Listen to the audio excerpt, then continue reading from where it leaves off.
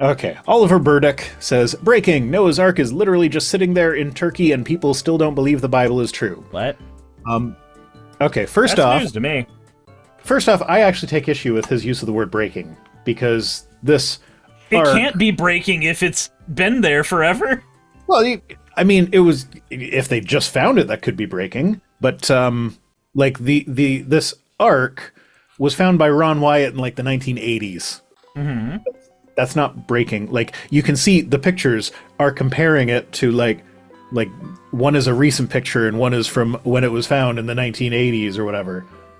But also, like, people say it's a vague boat shape. I don't see a boat. Maybe I just have my mind in the gutter, but that's a pussy. I think that is a mind in the gutter thing, my guy. That is a vagina. It is not a boat. There's a little man in the boat at the top. But there's not a boat in and of itself. A little man in the boat that's called the clitoris. I am told by various manosphere types it doesn't exist and it's a lie, but... Yeah, well, it's right there in that picture. Who was it that had... I feel like it was a tweet that we went over at one point, but there was some fucking weird conservative that had this really loud post about how the female orgasm is a lie. Oh, no, I don't think it was the female orgasm that was a lie. I think it was, your woman won't respect you if you go down on her, because how can you respect someone who is dragging their face through your nether regions? I mean, I remember that one, so this would have to be something separate then. Okay. Lenari says, I think more than one man has tweeted that. A non-zero amount of men have tweeted that actually pleasuring their partner is cringe. Yeah. Men kind of suck, don't they? I mean, it depends. Okay. If they're gay or, they're... Roger, that mud fossil guy, I wonder what his pareidolia would declare it to be. I don't know who the mud fossil guy is. I'm not familiar with Roger. But I see a vagina. What do you see if you don't see a vagina? Dorito says, did you know it's gay to eat pussy? Yeah, a penis has been up there. Why would you want to eat pussy? Penises go up there, ew. That's so gay. I still want to know what you see here, because apparently you don't see a vagina. What do you think it looks like? Football? I mean, maybe the one on the left. The one on the left, yes. The one in the middle, like, you got some funky-shaped footballs if it's a football. Deflated football? It's a Tom Brady football. The one on the right is weird, but it's the one on the right's just the one in the middle with, like, an elevation map or some shit. Man, why are people the way they are? That is definitely Noah's Ark. Yeah. Also, going into the age of AI-generated everything, I feel like any photo evidence anybody looks at now at all... Oh, no, but these are real. I knew about this before the time of AI. No. I'm saying going forward. I knew that this Ark was bullshit when I was a creationist who believed in the Ark. Because you talk to creationist geologist John Baumgartner, he will tell you that that's just rock. It's just a rock formation. Mm-hmm. Sometimes rock formations do weird things. Like, look like vaginas. Also, yeah, like, is he trying to say that it's buried there? Because I don't see any of the textures indicative of a boat. I've never actually been clear on what it's supposed to be. Like, I know they'll say that, like, if you go there, they found wooden beams and they found, like, nuts and bolts and stuff. And, like, they show pictures of things that do look vaguely like those things. But if you talk to John Baumgartner, who I will remind you is a creationist, he will tell you, like, yeah, no, we took it back to the lab. They're just rocks. They just looked like those things, but they're just rocks. Mm. And, like, he wanted it to be true. He's a creationist. Like, yeah, I'd love to find Noah's Ark. But this ain't it. Reminded of, there's a creationist book that I read. It said Nuts and Bolts, Noah's Time. I mean, I guess rivets and nails. Maybe closer, but still. Something like that. Metal fasteners of some kind. I remember my pastor recommending me read the book Leviathan. Have you ever read that? No. So it's in a similar vein to this. It's about a Christian archaeologist that hears about this, like, world-ending, like, catastrophic thing. And it's the Leviathan from the Bible, basically. And he goes on this, like, expedition journey to go find it. I don't remember anything about the book. I just remembered that it was a thing. And this reminded me of that. Just random Christians going, let me see if I can find the thing that proves my entire religion. Yeah. Kitsune Cavalier sees it as a sailor's hat. That I can see. I can see that. Like one of the, not the tricorn, but from the same era where it's like two out this way with a little lump in the middle. Yeah, I can see that. Okay. This was an ad or some shit. Like, it was a promoted tweet. I don't follow this guy. I don't know who this guy is, but I thought it was kind of funny. He says, there's a car in China, can open its doors without touching, but it seems like people aren't ready for that yet. And this video was a bunch of people trying to do the hand gesture that opens the door. Mm-hmm. And I'm just over here like, but why though? Yeah, why do you need that? Like, if it's a handle that just physically undoes a latch, then I can just pull on the handle and it's going to open every time. Yeah. If I have to hand gesture, like it's like my car has a thing where if I'm standing behind it with the keys in my pocket, if I stand there for long enough, it'll automatically open the trunk, and it's something like 5 seconds. So it's like it feels like a long time while you're waiting it, but it's actually not that long of a time. I never use that feature.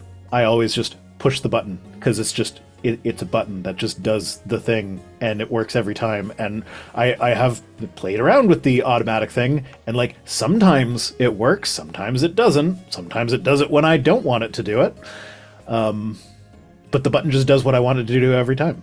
So why would you want anything but that?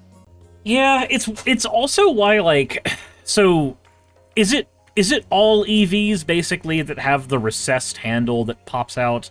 That's not all of them, but they are more common on EVs than like mine has that. And I don't understand the appeal. I have an EV and I don't understand the appeal. So from a looks perspective, it does look a little sleeker. But I will take the fireman can get me out of the car in an emergency over sleek. Yeah. Like Now, to be clear, my car, it is still a physical latch. It's not as bad as the Teslas, where it's like in order to physically unlatch the door, you have to like unscrew a panel in the bottom and fiddle around in there to find it or whatever. Like, no, it's still a physical, like I pull on it and it undoes the latch. But I if I could change one thing about the car, it probably would be the handles. Actually, no, it would be the rear wiper. There is no rear wiper, and it needs it. Dorita says it's for fuel efficiency. No. It's you get like 1% better efficiency off of that. I'm sorry. Not even. Like the having more aerodynamically appropriate what are they called? Hubcaps.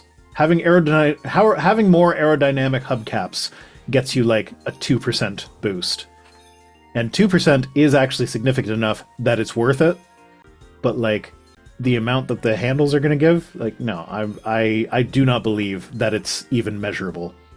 He said it was a joke. I said miles per gallon. Right, but I'm so used to seeing miles per gallon, even though I have an EV. That's just what my brain defaults to anyway. And Sean Helfin says mine is real buttons instead of a screen. Yeah, my car is a mixture of real buttons and screen, and I definitely... So there are some buttons that are actually like physical buttons. There are other buttons that are capacitive touch buttons. Also, apparently I got a donation. I didn't see the donation when it happened, but it was for, and this is a generous amount, but also fuck you, it was for 6767. God, that hurts. Have you not heard that saying 6-7 summons demons? What?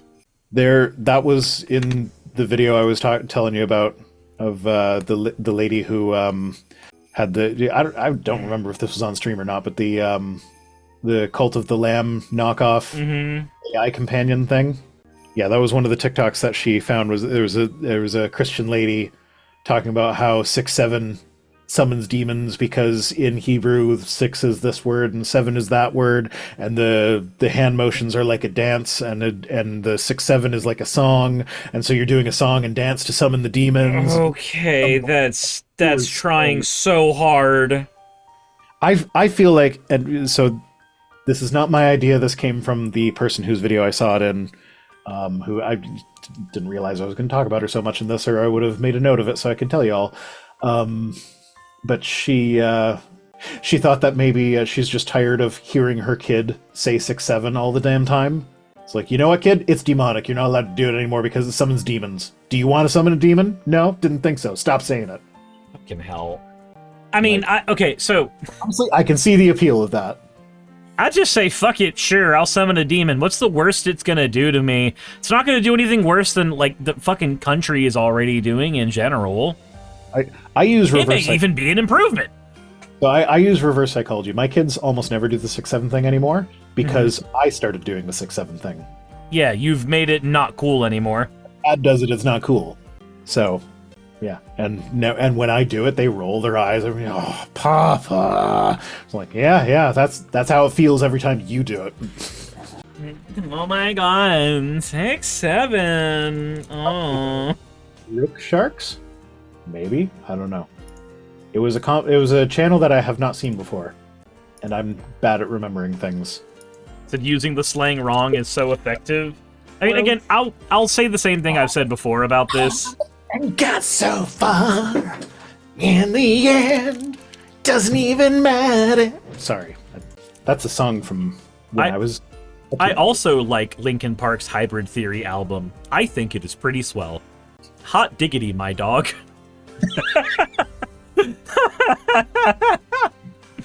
Oh, good lord. But I will say, just like I've said before, 6-7 is just this generation's version of the game. It's no different, and it serves the exact same purpose. If you are in the in-group, you know how to respond, and if you're not in the in-group, you don't respond correctly, and it serves the same function. My kids do both, and I annoy them with the game as well, because whenever they start losing the game, I just pipe up and be like, well, I just won the game. And they hate it. How do you do, fellow kids?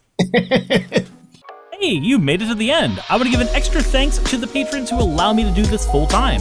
I want to thank Aaron Rail, Astral, Britzkrieg, Jemshin, Poundini, Red Joker, Victoria, Jonas, Craig, Tarika, Fireshard, Smiling GM, John, Dren Hadamada, Creeper, Sagitta, you know I'm not saying that last part, Sylvie Snow, Valis of Seraph, Ottoman Angel, Rooster Rachel, and Fire Panda, who are all my $20 and up patrons.